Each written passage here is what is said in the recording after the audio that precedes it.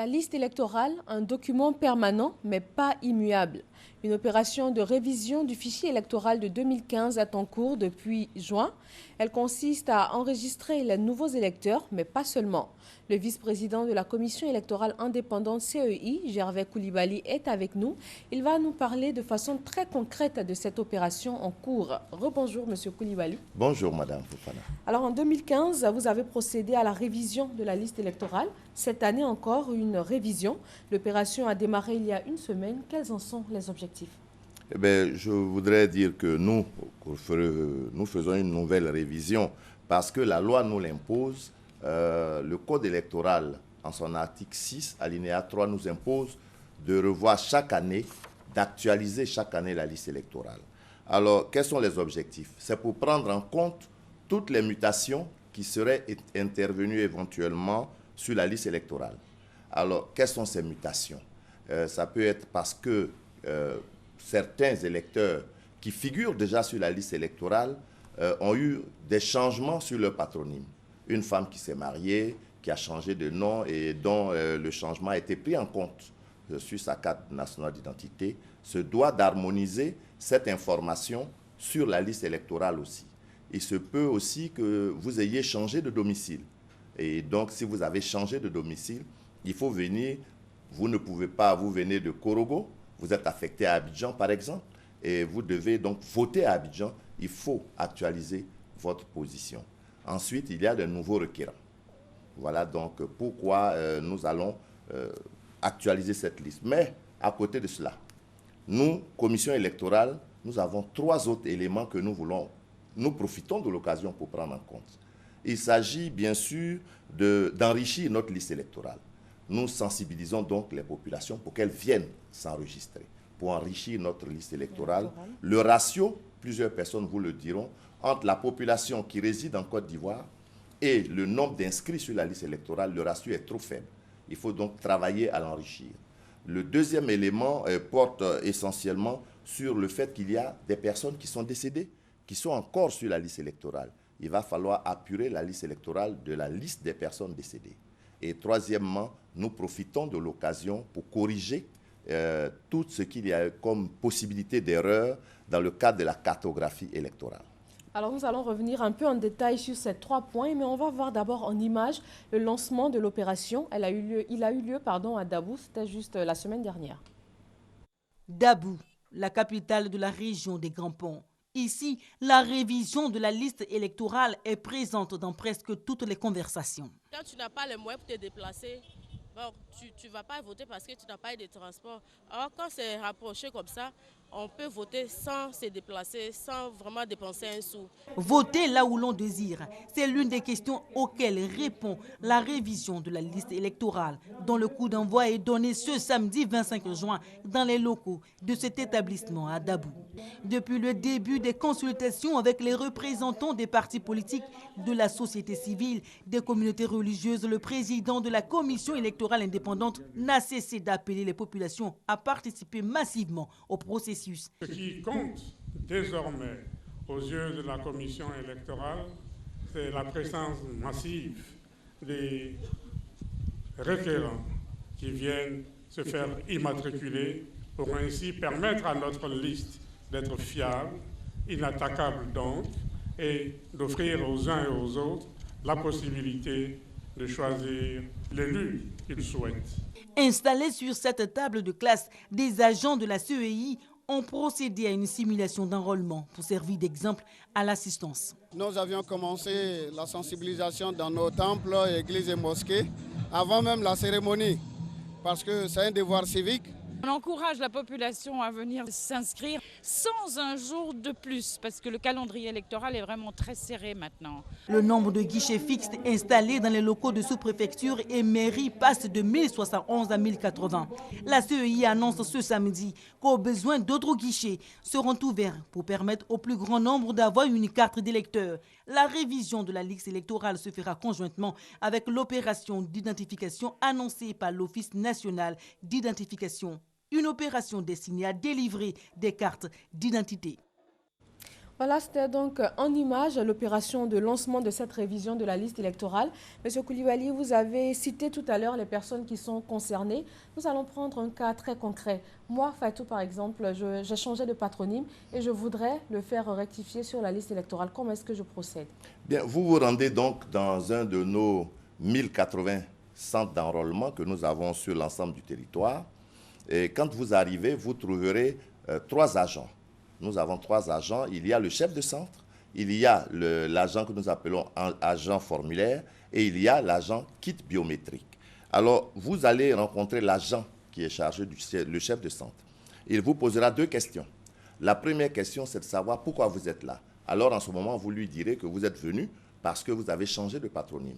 Il vous classe donc dans une de nos 2 catégories. Et donc là, puisque vous figurez déjà sur la liste électorale, vous serez classé en catégorie numéro 1. Voilà. Et en ce moment-là, il vous pose la deuxième question qui est de savoir où est-ce que vous voulez voter pour qu'on puisse vous affecter correctement dans votre lieu de vote que vous choisissez vous-même. Et une fois que vous lui aurez donné ces réponses, il vous adresse à l'agent qui est chargé du formulaire, qui va reprendre donc toutes ces informations avec votre carte nationale d'identité. Il vous pose des questions, il remplit le formulaire et ensuite, il vous adresse à l'agent qui a le kit, l'appareil, donc notre petit appareil, qui va enregistrer toutes ces informations. Il ne vous fera pas de photo parce que vous n'avez pas besoin de faire une nouvelle photo. Vous avez déjà votre photo sur la liste électorale. Vous avez déjà vos empreintes digitales dans notre fichier. Donc, il ne vous les reprend pas. Et ensuite, il vous donne le récépissé qui vous permet de venir chercher votre carte d'électeur parce qu'en ce moment-là, dans ce cas, vous avez droit à une carte d'électeur. À une nouvelle carte d'électeur. Une nouvelle carte d'électeur. Alors, vous parliez tout à l'heure de la carte d'identité qui est requise. Quels sont les autres documents avec lesquels on peut se présenter dans les centres? Alors, cela dépend de la catégorie dans laquelle vous êtes. Vous êtes déjà inscrit sur la liste électorale. En ce moment-là, vous viendrez avec votre carte nationale d'identité ou votre carte d'électeur. Et vous venez donc avec ces pièces, on va s'occuper de faire ce pourquoi vous êtes là. Vous êtes de la catégorie 2, c'est-à-dire que vous ne figurez pas sur la liste électorale. Vous vous inscrivez pour la première fois. En ce moment, il s'agit des anciens majeurs qui ne figuraient pas sur la liste électorale, ou alors des nouveaux majeurs, c'est-à-dire ceux qui ont eu 18 ans, depuis le 31 mars 2016. Voilà, au 31 mars, pas depuis au 31 mars 2016. Et en ce moment-là, nous vous prenons votre carte nationale d'identité ou le certificat de nationalité. Parce que vous n'avez pas encore de carte d'électeur. Voici donc les pièces, je résume. La carte nationale d'identité, la carte d'électeur pour ceux qui figuraient déjà sur la liste, la carte nationale d'identité ou le certificat de nationalité pour ceux qui ne figuraient pas encore sur la liste électorale. Et quel certificat de nationalité? Le certificat de nationalité sécurisé, s'il vous plaît. Alors, vu que c'est précisé, pour les personnes qui n'ont pas ces pièces-là et qui sont concernées, est-ce qu'elles sont d'office éliminées? Celles qui n'ont pas ces pièces du tout et qui sont concernées, il y a l'ONI. L'ONI a l'Office national d'identification, merci madame, qui nous accompagne dans cette opération et qui est donc installé dans toutes les communes de Côte d'Ivoire ou alors dans toutes les sous-préfectures, ça dépend. Là où il y a les sous-préfectures, ils sont installés dans les sous-préfectures. Là où il n'y a pas de sous-préfecture, comme à Abidjan, ils sont dans les communes, dans les mairies. Alors vous allez, et l'ONI, si vous aviez déjà demandé une carte d'identité que vous n'avez pas récupérée, vous la récupérez. Si vous aviez demandé un certificat de nationalité l'année dernière que vous n'avez pas récupéré, vous récupérez donc ça. Ou alors, vous demandez à obtenir une carte nationale d'identité. Ils ne font pas de certificat de nationalité là maintenant. Pour le certificat de nationalité, vous rentrez dans la procédure normale. Normal, d'accord. Alors, on voit que les populations doivent aussi se rapprocher de l'ONI. Nous allons parler des différentes étapes après celle de l'enrôlement, mais avant, Asakassou, la conseillère spéciale du président de la République chargée du genre et des affaires sociales, sensibilise les populations et les informe sur l'importance de cette opération. Nous allons voir ce reportage et revenir tout de suite après. Depuis le 25 juin dernier, les Ivoiriens sont invités à participer à l'opération de révision de la liste électorale.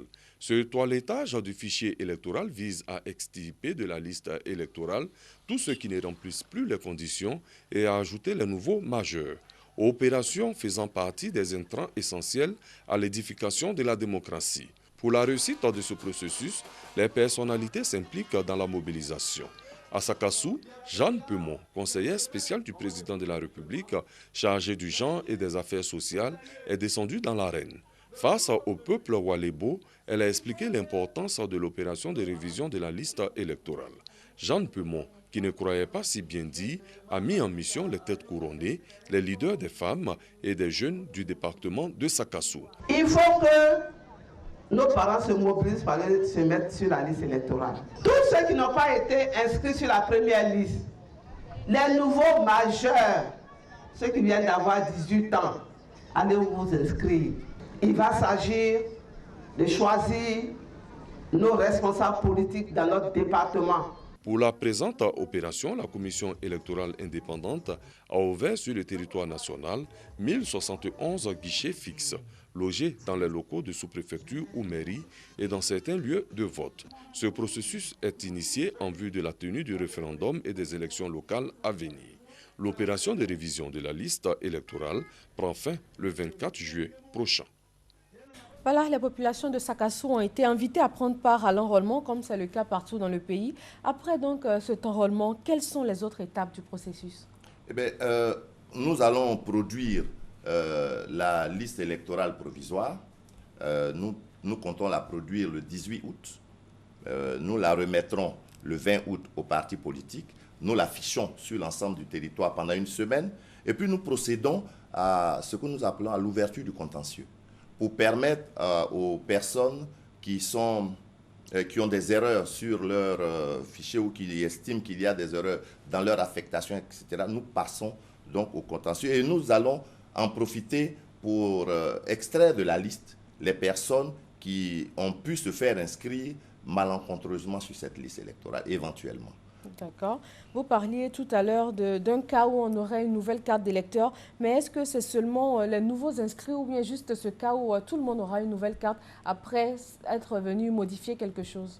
Tous ceux qui vont prendre part à la révision de la liste électorale, c'est-à-dire dans le cas que vous avez décrit, quelqu'un qui a changé de patronyme ou bien qui a changé de lieu de vote, tous ceux qui prennent part à la révision de la liste électorale auront une nouvelle carte d'électeur. Mais si vous n'êtes pas venu parce que vous n'en avez pas besoin, bien sûr, en ce moment-là, vous n'aurez pas de carte d'électeur nouvelle. Et je souhaite que chacun conserve précieusement la carte d'électeur que nous lui avons donnée. Il ne servira à rien de refaire la même chose. Ça va coûter cher à l'État pour rien. S'il n'y a rien à changer, s'il n'y a vraiment rien à changer. Alors, qu'en est-il des personnes décédées? Quelle est la procédure? Est-ce que leurs proches ont des démarches à faire pour les retirer de la liste? Oui, absolument. Si vous avez un parent qui est décédé et que vous avez les pièces qu'il faut, c'est-à-dire si vous avez l'acte de décès, pas celui que le médecin donne, mais celui qui est donné par l'officier d'état civil. Si vous avez l'acte de décès, vous venez avec cet acte de décès au cours du contentieux et vous vous présentez à la commission électorale locale, vous déposez cet acte. À partir de cet acte-là, nous procédons à la radiation de la personne. Et si en ce moment vous n'en avez pas, parce qu'on a constaté qu'il y a beaucoup d'Ivoiriens qui ne déclarent pas, on ne déclare même pas les personnes qui naissent. Alors ce n'est pas les personnes décédées qu'on va déclarer. Alors il y a beaucoup de personnes décédées qui ne sont pas déclarées.